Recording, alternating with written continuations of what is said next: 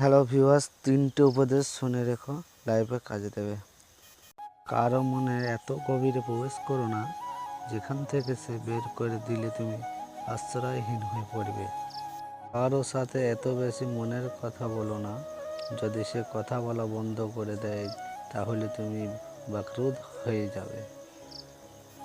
কারো মুখ পানে এত বেশি চেও না, যদি সে মুখ ফিরিয়ে নেয় তাহলে তুমি অসহায় হয়ে পড়বে।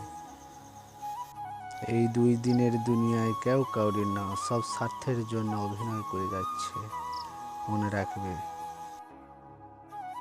ভিডিওটা ভালো লাগলে লাইক, কমেন্ট এবং শেয়ার করে দেবে। আরও নতুন নতুন ভিডিও পেতে এই পেজটাকে ফলো করো। সুস্থ থেকো, সতর্ক থেকো। ধন্যবাদ সকলকে।